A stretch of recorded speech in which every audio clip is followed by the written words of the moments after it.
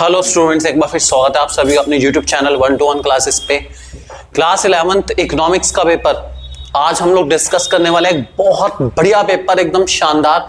बात करेंगे इस पेपर की पूरे डिटेल में ताकि आप लोग अपने 11th क्लास के फाइनल एग्जाम जो आपके होने वाले हैं उससे पहले एक पेपर के थ्रू अच्छे से अपनी जो रिवीजन आपने कर रखा है, जो प्रैक्टिस आपने कर रखी है, उसको एनालाइज कर पाए कि आप फिलहाल कहां स्टैंड करते हैं, कौन से वो चैप्टर है जिनके क्वेश्चंस में आपको दिक्कत आ रही है। ये सब कुछ हम लोग यहां पर इस पेपर को एनालाइज करके करेंगे। आप मेरे साथ, यानी कि आपके अपने दोस्त सिद्धेश बजाज के साथ, आपके अपने यूट्यूब चैनल 1-to-1 क्लासेस पे शुरू करते हैं आज के सफर को। बेटा पूरा हमारा 80 मार्क्स का पेपर है इकोनॉमिक्स का, आप लोग जानते हैं बहुत अच्छे से, ठीक है। तो इस 80 मार्क्स के पेपर हमारे क्या क्या टॉपिक रहेंगे, सब माइक्रो का सिलेबस आप ऑलरेडी कवर कर चुके हैं, स्टैट्स का सिलेबस आप ऑलरेडी कवर कर चुके हैं। एमसीक्यू अटेंड करना शुरू करते हैं, ठीक है। सबसे पहले स्टैट्स की बात करेंगे हम लोग, न्यूमेरिकल भी हम लोग पूरा डिस्कस करके चलेंगे डिटेल में। चलिए पहला क्वेश्चन है, if you are interested to know the expenditure pattern of typical Indian family components being food, rent, medicine, education, power etcetera, which of the following is suitable. भाई देखो बड़े सारे कंपोनेंट्स हैं इसके अंदर, कौन सा डायग्राम सबसे बेटर है? कंपोनेंट बार डायग्राम सबसे सुटेबल है। अब एक कंपोनेंट बार डायग्राम कौन से वाला होता है? इसको हम लोग सब डिवाइडेड भी कहते हैं, मतलब जो एक डायग्राम बना के उसको हम अलग अलग पार्ट्स में डिवाइड कर देते हैं कि एक फैमिली का टोटल खर्चा है, ठीक है, उस खर्चों में इतना इसका है, इतना इसका, इतना इसका, इतना इसका, पार्ट्स में डिवाइड करना। ये वाला आपने बनाया ना सबने, इसको कहते हैं कंपोनेंट बार डायग्राम। यही इंपॉर्टेंट है, इसका आंसर यही है हमारा। चलिए असर्शन रीजन आ गया, the researcher may collect the data by conducting an inquiry, such data is called primary data. बिल्कुल सही है, प्राइमरी डेटा का मतलब वही है जो रिसर्चर कलेक्ट करता है, ठीक है, इंक्वायरी करके। उसके बाद they are based on the first hand information, यही डेटा हमारा फर्स्ट हैंड इंफॉर्मेशन पे कलेक्ट होता है क्योंकि हमने खुद कलेक्ट करा है। तो बात तो बिल्कुल ठीक है, इसलिए इसका आंसर जो आना चाहिए असर्शन रीजन में वो ए आना चाहिए कि दोनों करेक्ट हैं और एक दूसरे को सही से कॉम्प्लीमेंट भी करके चल रहे हैं, ध्यान रख के चलेंगे। नेक्स्ट क्वेश्चन हमारा आ चुका है, question number 3, dash table contains data which are initially collected from the primary source। इन कौन सी टेबल में वो डेटा आता है जो प्राइमरी सोर्स से, मतलब इनमें से कौन सी टेबल प्राइमरी डेटा वाली टेबल है? क्या वो समरी टेबल है, डिराइव टेबल है, या फिर रेफरेंस टेबल है, ओरिजिनल टेबल है? तो बेटा ये हमारी टेबल है ओरिजिनल, जो पहले कलेक्ट करके डेटा को बनाया जाए उसका नाम है ओरिजिनल टेबल। इस बात को ध्यान रख के चलेंगे। नेक्स्ट हमारा data collected from the times of India. Times of India अखबार से हमने कोई डेटा उठाया तो वो डेटा क्या कहलाएगा? सेकेंडरी डेटा, ठीक है। और टाइम्स ऑफ इंडिया ने इकट्ठा करा वो उनके लिए प्राइमरी है, बाकी दुनिया वालों के लिए क्या हो जाएगा? सेकेंडरी। ध्यान रख के चलेंगे। Next, in singular sense which of the following is not the characteristic of stats. देखिए सिंगुलर सेंस की बात चल रही है, सिंगुलर सेंस में डेटा का कलेक्शन भी होता है, एनालिसिस भी होता है, इंटरप्रिटेशन भी होता है, लेकिन एग्रीगेट नहीं होता क्योंकि एग्रीगेट ऑफ फैक्ट्स तो प्लूरल सेंस में बैठता है हमारा। बहुत सारी चीजों को इकट्ठा पढ़ना किसमें होता है? प्लूरल सेंस में, ध्यान रख के चलेंगे। नेक्स्ट, असिमेट्रिकल डिस्ट्रीब्यूशन है, मीन आपको दे रखा है, मीडियन आपको दे रखा है, मोड आपसे पूछा है। यहां पे आप मोड का फॉर्मूला लगाएंगे। मोड का फॉर्मूला आपको होता है z equals to 3m minus 2x bar, मतलब 3 इंटू मीडियन। मीडियन आपका कितना है? 25 माइनस 2 इंटू मीन, मीन कितना है? 20।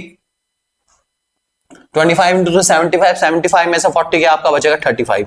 तो सही आंसर होने वाला कितना? 35। सॉल्व आप कर लेंगे अपने आप।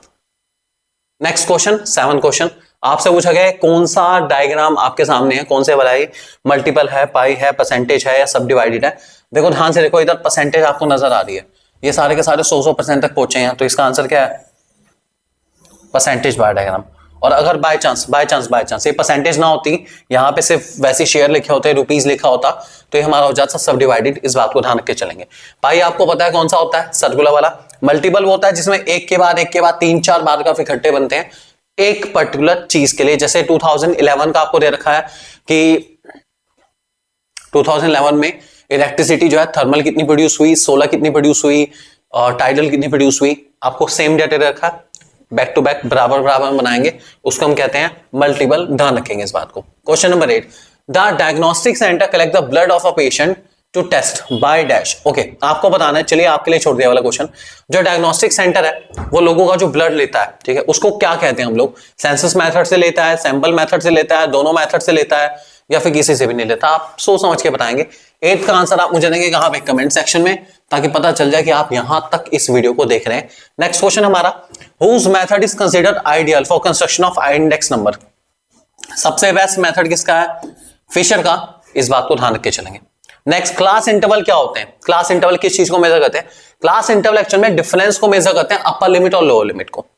तो आंसर आएगा डी पार्ट हमारा, इस बात को ध्यान के चलेंगे। क्लास इंटरवल अपर लिमिट और लोअर लिमिट के डिफरेंस को कहते हैं, डोंट फॉरगेट।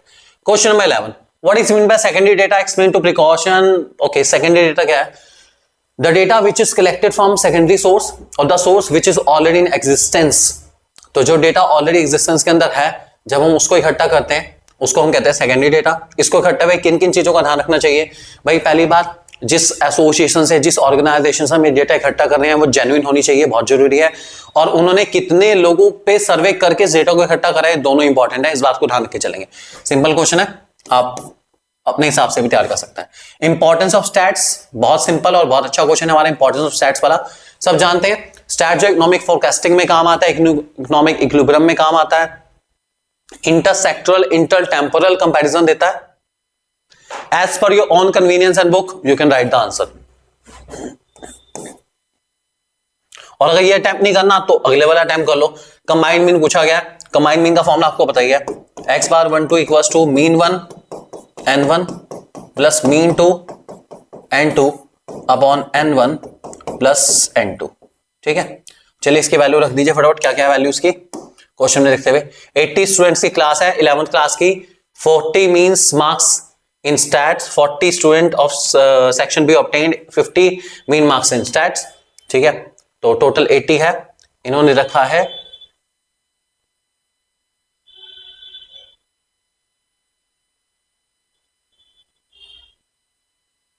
ओके 40 बच्चों की क्लास है। पहले वाली क्लास का मीन है 40, स्टूडेंट भी 40 है।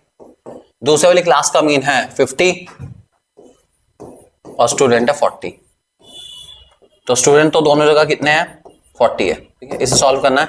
40 इंटू 40 1600 ये आ गया, 15 इंटू 40 2000 ये आ गया, अपॉन 80 प्लस 40 प्लस 40 आपका 80 हो गया। इन दोनों को प्लस करेंगे कितना आएगा? 3600 अपॉन 80। ये आप सॉल्व कर लेंगे, आपका आंसर आ जाएगा। ठीक है, नेक्स्ट क्वेश्चन हमारा आ गया, आपको अर्थमेटिक मीन निकालना है स्टेप डेविएशन मेथड से। ये वाला क्वेश्चन मैं करके दिखाऊंगा, स्टेप डेविएशन मेथड जिन्हें नहीं आता वो सीख जाएंगे। सीधा लिख रहा हूं मैं। ठीक है, स्टेप डेविएशन मेथड के लिए आपको पहले निकालनी पड़ेगी मिड वैल्यू। 60 और 75 की मिड वैल्यू रहेगी हमारी 67.5। 75 और 90 के बीच की मिड वैल्यू हमारी रहेगी 82.5। 90 और 105 के बीच की रहेगी 97.5। मतलब 15 का गैप प्लस करते जाओ और कुछ नहीं करना। 105 और 120 के बीच की रहेगी हमारी 112.5। नेक्स्ट रहेगी हमारी 127.5 और उससे अगले हमारी रहेगी 142.5। ठीक है, ये मिड वैल्यू आ गई। फ्रीक्वेंसी आपको ऑलरेडी पता है, फ्रीक्वेंसी आपकी कितनी? 3 4 5 5 7 और 6। ठीक है, सबसे पहले आपको निकालना है डी। डी का फॉर्मूला होता है हमारा, ये सारे मिड वैल्यू है, m माइनस ए रखते हैं हम लोग, x माइनस ए भी लिख सकते हैं, बात एक ही है। इनमें से एक नंबर को आप a एज्यूम करेंगे, सबसे बड़े को कर लो, सबसे छोटे को कर लो। मैंने यहाँ पे 97.5 a को कर लिया। ठीक है, 67 97 का है -30 -15 0 प्लस 15 प्लस 30 प्लस 45। ठीक है, अब आप निकालेंगे डी डैश। डी डैश निकालने का फॉर्मूला डी अपॉन सी। ये सारे डी आ चुका है। सी क्या है? ये सारे नंबर किसके टेबल में आते हैं? 15 के टेबल में। 15 से डिवाइड कर दो, सबको 15 से डिवाइड करूंगा, -30 को 15 से डिवाइड करूंगा तो -2 -1 0 1 2 एंड 3। ये आ गया हमारा। ठीक है, अब हमारा इसका फॉर्मूला क्या है? a plus sigma F D dash upon sigma F into C. पहले हमें क्या निकालना पड़ेगा? F D dash. चलो एफ डी डैश निकालते हैं बच्चों फटाफट जल्दी जल्दी। एफ डी डैश क्या आएगा? -2 इंटू 3 माइनस का 6, -1 इंटू 4 माइनस का 4, 0 का 0, 1 into 5 5, 2 into 7 14, 3 into 6 18। Plus minus कर लो फटाफट, ये आ गया 6 4 10। ठीक है, 5 घट गया 19 और 18, ये आ गया 37। 37 में से 10 गए, एक बार चेक कर लेते हैं। 37 में से 10 गए 27, 27 बचा आपका। बस अब वैल्यू रखनी है और कुछ नहीं करना। फ्रीक्वेंसी का टोटल कर लो जल्दी जल्दी। फ्रीक्वेंसी का टोटल कितना है हमारा? 3 4 7 7 4 12, 12 और 5 हो गया आपका 17, 17 और 7 आ गया 24, 24 और 6 आ गया 30। फ्रीक्वेंसी का टोटल 30। मेन का फॉर्मूला मैं वैल्यू रख रहा हूं, सॉल्व आप खुद करेंगे। a plus sigma F D dash upon sigma F into सी।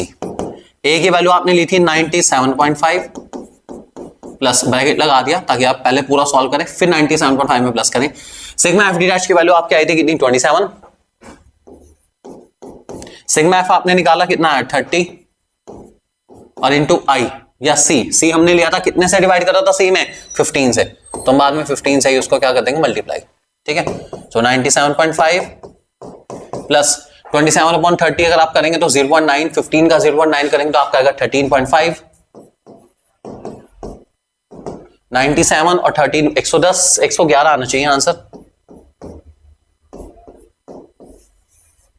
फिर भी अगर आंसर में कुछ करेक्शन हो तो एक बार कमेंट कर देना, हम लोग बाद में भी चेक कर लेंगे, कोई इशू नहीं। ठीक है, नेक्स्ट क्वेश्चन हमारा क्वेश्चन 14, मीडियन निकालना है फटाफट। चलो मीडियन भी निकाल लेते हैं भाई।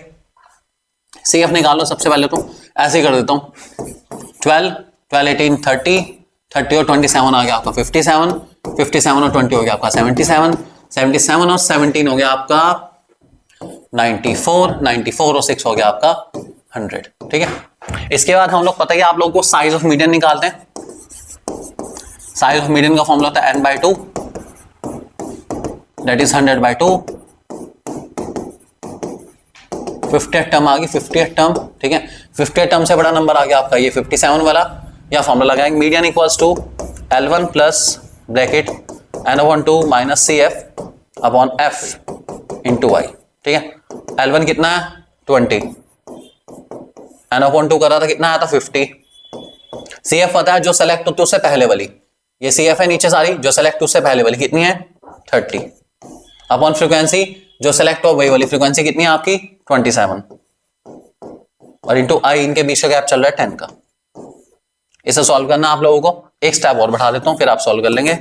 20 प्लस ब्रैकेट 50 में से 30 के 20 अपॉन 27 इंटू 10, यह आएगा आपको 20 प्लस 200 अपॉन 27। इसकी वैल्यू को सॉल्व करके 20 में प्लस कर देना, आपका आंसर आ जाएगा, खत्म। ठीक है, सॉरी मीडियन है, सो मीडियन इक्वल्स टू आप आंसर बता रहे हैं इसका क्या है, कैलकुलेशन आप कर लेंगे बाकी की। नेक्स्ट क्वेश्चन आपसे ओगी पूछा गया है, तो चलिए ओगी भी फटाफट निकाल लेते हैं। लेस देन वाला निकालना है तो चलो कोई बात नहीं, लेस देन वाले निकालो, बहुत सिंपल है लेस देन वाला। लेस देन में सारी अपर लिमिट आती है, तो लेस देन 20 40 60 80 100। ठीक है, और CF आपको बताइए निकाल लो पहले 6 6 5 11 11 और 33 हो गया हमारा 44 44 और 14 हो गया आपका 58 58 और 6 हो गया आपका 64। ठीक है, तो बड़े सिंपल कैलकुलेशन हो गई, अपना टेंशन लेने की जरूरत नहीं है। अब रह गया भाई गैप कितने का लें, सबसे बड़ा सवाल आता है गैप कितने का लेना है। गैप सबसे इंपॉर्टेंट इसके अंदर। ठीक है, तो गैप का भाई सिस्टम हम ऐसा कर लेते हैं 5 का गैप तो दिक्कत रहेगा, 10 का गैप ले लो आप। ठीक है, यहाँ पे आप 10 का गैप ले लो, एक बॉक्स छोड़ने के बाद यहां से हम शुरू करते हैं। ठीक है, रेड से कर लेते हैं, मैं बिना स्केल के बना रहा हूं, आप लोग स्केल से ही बनाना भाई। ठीक है, तो आपका ज्यादा एक्यूरेट बनेगा, मेरे वाले में थोड़ा सा अप डाउन हो सकता है, तो प्रयास फिर भी पूरा है आप लोगों को सही से बताने का कि कैसे बनाना है, बाकी आप खुद बना लेंगे। ओरिजिन हो गया हमारा। ठीक है, कहां से शुरू करना है 20 से, तो 20 20 का गैप लो, 20 40 60 80 और लास्ट में 100। बेटा जो गैप आप नीचे क्लास सेंटर में लेके चलोगे, 10 का ले लिया तो बाकी सारा 10 का लेना पड़ेगा, 10 का लेंगे तो बहुत आगे तक बनेगा, इसलिए 20 का गैप अलाउड है, 20 20 का गैप ले लो, कोई दिक्कत नहीं। फ्रीक्वेंसी में गैप आपका 64 तक जाना है तो 5 5 का भी ले सकते हो, 5 में थोड़ा सा ऊपर तक जाएगा, 64 मतलब लगभग हमारे 13 14 बॉक्सेस कवर होंगे। तो अगर हम शॉर्ट करना चाहें तो 10 10 का गैप भी ले सकते हैं, 10 का गैप भी अलाउड है, कोई इशू नहीं बिल्कुल भी। तो मैंने 10 का गैप ले लिया, 10 20 30 40 50 60 और ये हमारा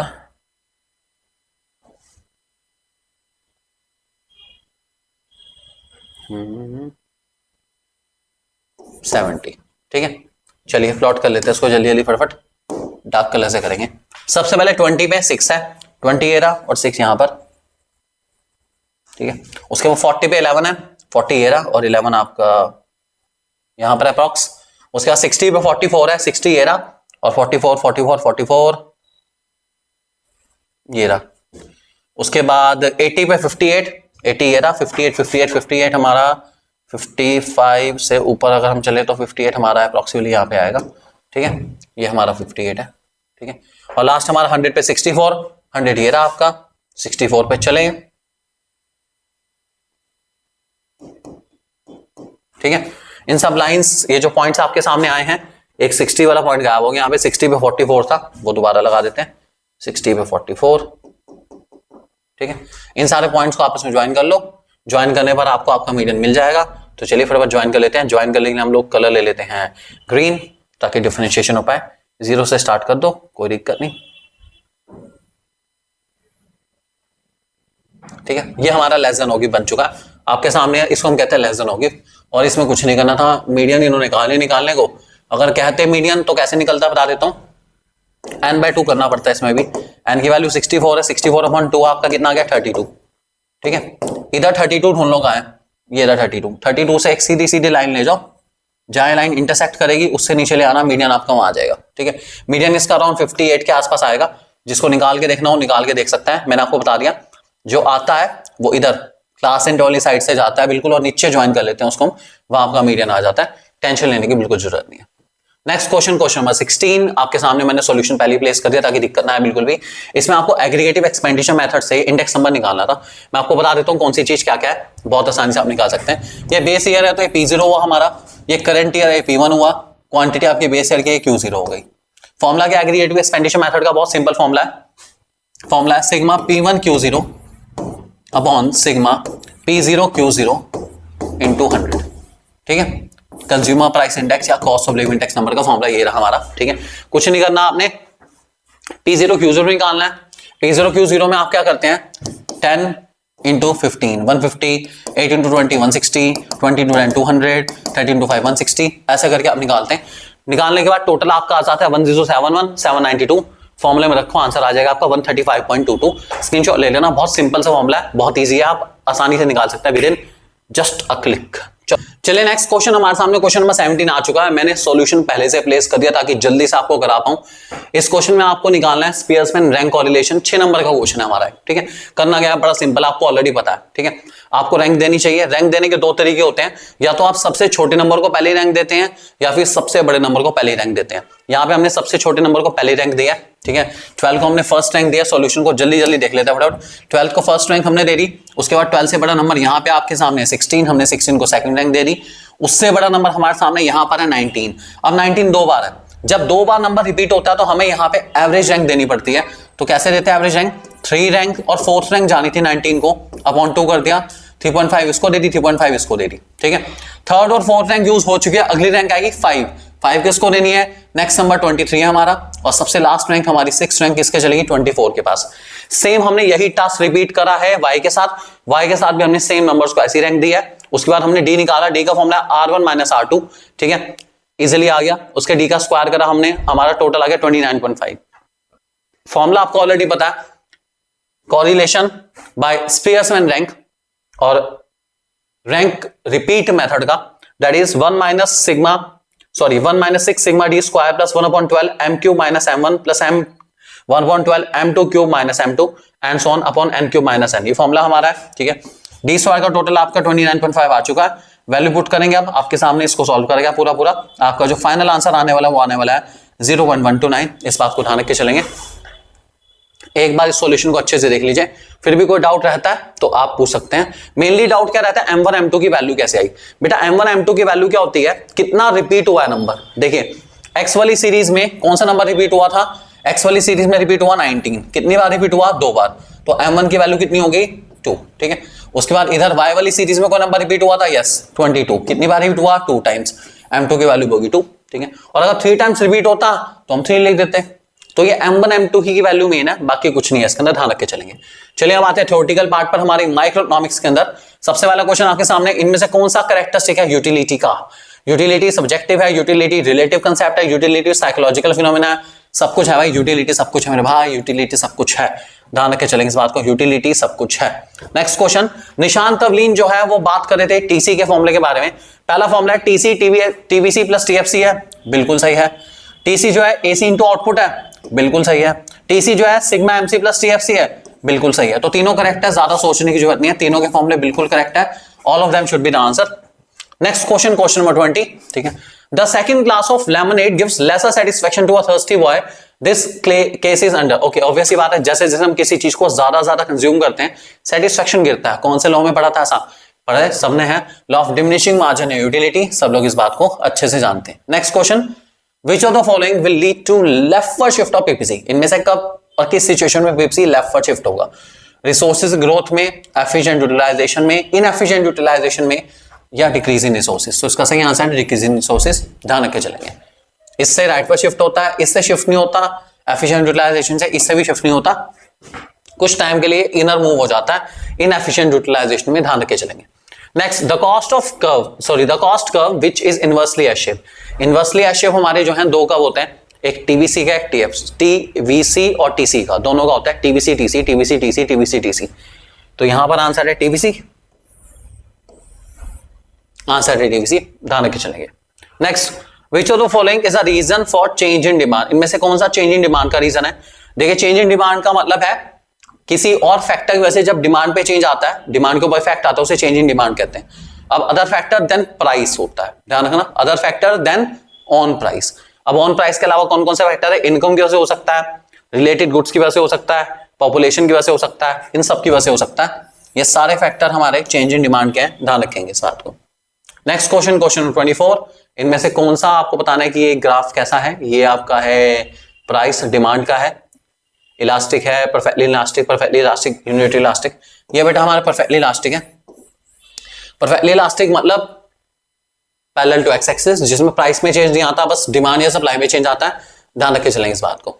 नेक्स्ट क्वेश्चन हमारा, in perfect competition since firm is the price taker dash curve is horizontal straight line parallel to X axis. भाई सिर्फ एक कर्व होता है, उसका नाम है एमआर कर्व, इस बात को ध्यान रख के चलेंगे। MR curve is a horizontal straight line parallel to X axis in perfect competition, don't forget. Next, if a firm producing department says TVC 2 unit की आपको दे रखी है, 8 और 10 की, बता देता हूं। देखो 8 यूनिट की टीवीसी आपकी है, 8 यूनिट और 10 यूनिट की टीवीसी आपको दे रखी है, कितनी है भाई? 2500, 3000। आपसे एमसी पूछी गई है। एमसी का एक फॉर्मूला होता है हमारा जो आपको याद करके चलना है, MC equals to delta TVC upon delta N. TVC में चेंज कितने का है? 500 का, और एन में चेंज कितने का है? 2 का। तो ये आ गया आपका कितना? 250।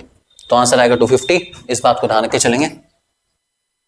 टीवीसी का जितना चेंज आया अपॉन नंबर ऑफ यूनिट्स का जितना चेंज है, जब आप डिवाइड करते हो आपका एमसी आता है, ध्यान रखेंगे इस बात को। फाइनली हमारा लास्ट एमसीक्यू यहां पे दे रखा है आपको, demand for essential goods is often to be elastic. Essential goods की डिमांड इलास्टिक होती है? नहीं, इनइलास्टिक होती है। लग्जरी गुड्स की डिमांड इनइलास्टिक होती है? नहीं, इलास्टिक होती है। ये उल्टे कर दिए गए, दोनों स्टेटमेंट फॉल्स है, टेंशन लेने की जरूरत नहीं है, दोनों ही स्टेटमेंट बिल्कुल गलत है, इनका आपस में कोई संबंध नहीं है। Next, implication freedom of entry and exit, direct question है, आपको पता है ऑलरेडी, ठीक है। उसके बाद न्यूमेरिकल एक हमारा, प्राइस 2 पर यूनिट गिरा है, डिमांड इंक्रीज होगी 10 यूनिट से, ईडी आपको दे रखी है -1, कैलकुलेट ऑन डिमांड। ओके, पहले प्राइस चेंज था 10 रुपीज का, चलो देखते हैं।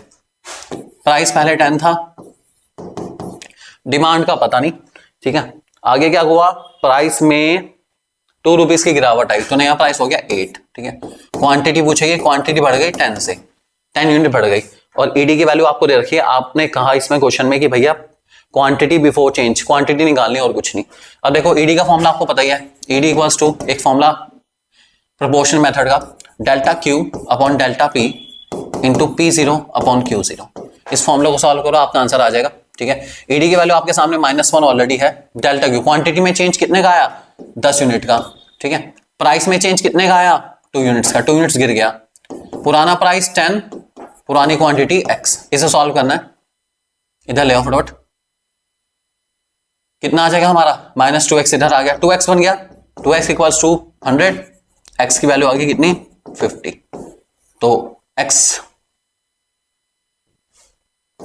50 और नई क्वांटिटी हमारी 60, ध्यान रख के चलेंगे इस बात को। बहुत ही सिंपल क्वेश्चन था, बोलना बिल्कुल नहीं है, इट्स अ गुड क्वेश्चन, ठीक है। चलिए हो गया हमारा। Next question number 28, central problem of choice of product. Choice of product बता दो यार, व्हाट टू प्रोड्यूस पता ही आपको, व्हाट टू प्रोड्यूस बता दो, क्या बनाए क्या ना बनाए, व्हाट टू प्रोड्यूस आपको एक्सप्लेन करना है, that is what to produce, direct question हमारा लग रहा है बड़ा बहुत सिंपल है। 30 question, there is a concentration of wealth in few hands, richer become richer, poor become richer, what impact of this economy have on demand curve in normal goods. चलो ये देखो नॉर्मल गुड्स, ये दो curve बनेंगे हमारे, नीचे बना के दिखा रहा हूं, ध्यान से देख लेना। देखो नॉर्मल गुड्स के ऊपर बताना है। अब रिच लोग क्योंकि अमीर हो रहे हैं बहुत ज्यादा, तो नॉर्मल गुड्स की डिमांड रिच लोगों के लिए कहां शिफ्ट होगी, राइटवर्ड। तो पहले यहां है तो अब यहां आ जाएगी, प्राइस सेम ही रहेगा, ठीक है, डिमांड क्या हो जाएगी, राइटवर्ड शिफ्ट हो जाएगी। ध्यान रख के चलेंगे नॉर्मल गुड्स से, किसके लिए, रिच लोगों के लिए, ठीक है। पुअर लोगों के लिए क्या होगी, क्योंकि पुअर लोग पुअर होते जा रहे हैं, तो नॉर्मल गुड्स की डिमांड क्या शिफ्ट हो जाएगी, पहले अगर यहां है तो उसे और ज्यादा पीछे आ जाएगी। तो नॉर्मल गुड्स की डिमांड रिच लोगों के लिए बढ़ेगी और पुअर लोगों के लिए गिर जाएगी। ये दो कर्व आपको बनाने थे इसके अंदर और आपको पूरे नंबर मिल जाएंगे बहुत easily.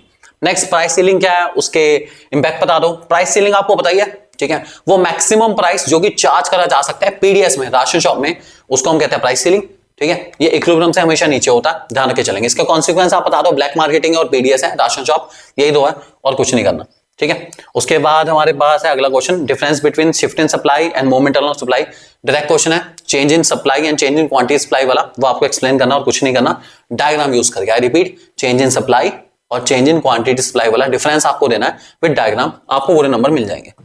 Question number 32, determine the producer equilibrium from the following data. MR MC approach यार, प्रोड्यूसर इक्विलिब्रियम बहुत इजी क्वेश्चन हमारा, चलो निकाल के दिखाता हूं आपको क्या है।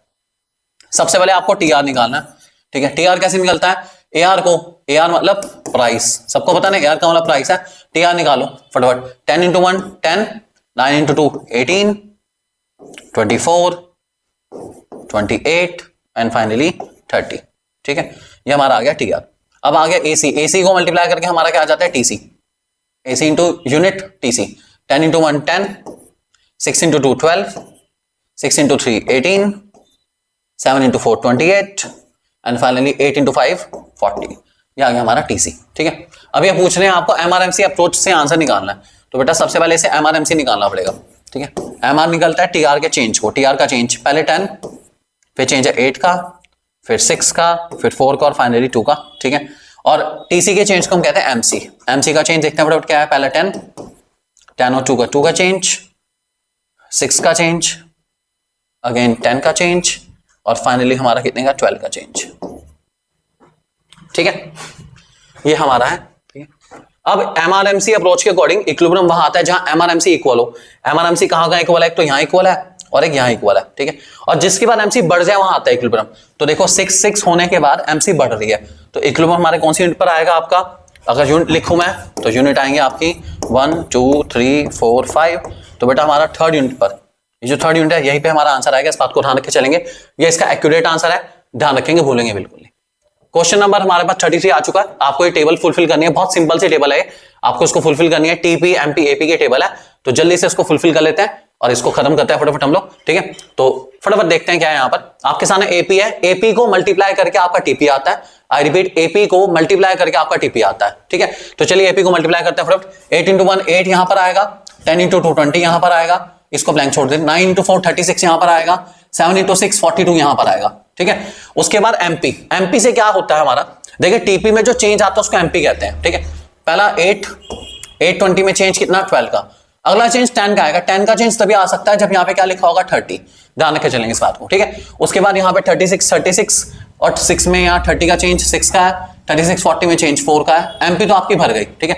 एमपी को ऐड कर करके आपका क्या आ जाता है टीपी, तो देखो 8 8 12 20 12 और इसके बाद अगेन 30 के अंदर 6 प्लस करा 36 में 4 प्लस करा 40, ये हमारा पूरा हो गया। एपी निकालना है, एपी डिवाइड करके आता है 30/3 आपका 10 आ गया, 40/5 आपका 8 आ गया। टेबल आपकी पूरी बढ़ चुकी है। अगला एसी और एबीसी का गैप गिरता रहता है। एसी और एबीसी का गैप गिरता रहता है, क्यों गिरता है, क्योंकि इन दोनों के बीच में होता है एएफसी। एएफसी गिरता रहता है, इसलिए एबीसी और एसी के बीच का गैप भी कम होता रहता है, लेकिन ये कभी इंटरसेक्ट नहीं कर सकते क्योंकि एएफसी हमेशा प्रेजेंट रहता है इनके बीच में, इसलिए ये दोनों इंटरसेक्ट नहीं कर सकते। इस बात को ध्यान रख के चलेंगे। तो आपको बताना है एएफसी गिरता है इसलिए इन दोनों के बीच का गैप कम होता है, ध्यान रख के चलेंगे। डायरेक्ट क्वेश्चन है, आपको मिल जाएगा आसानी से। अगला इंडिफरेंस कर्व अप्रोच एक्सप्लेन कर दो, ऑलरेडी पता है, डायरेक्ट क्वेश्चन 6 नंबर का बहुत इंपॉर्टेंट है, आप जानते हैं। उसके बाद आईसी मैप, एमआरएस तीनों एक्सप्लेन करने हैं, या फिर बजट लाइन बर्स्ट सेट का डिफरेंस एक्सप्लेन करना है। बजट लाइन बर्स्ट सेट बता देता हूं। बजट लाइन में वो सारे कॉम्बिनेशन आते हैं जिसमें पूरी इनकम खर्च होती है, जबकि बजट सेट में वो सारे कॉम्बिनेशन आते हैं जिसमें इनकम खर्च हो भी सकती है और खर्च नहीं भी हो सकती है, ध्यान रख के चलेंगे इस बात को, ठीक है। बजट सेट हमारा बड़ा कंसेप्ट है, बजट लाइन हमारा छोटा कंसेप्ट है, बाकी फिगर आप बना देंगे दोनों के आपको पूरे नंबर मिल जाएंगे। उसके बाद इंडिफरेंस कर्व, वो सारे कॉम्बिनेशन शो करता है टू गुड्स के जिससे कंज्यूमर को इक्वल सेटिस्फेक्शन मिले।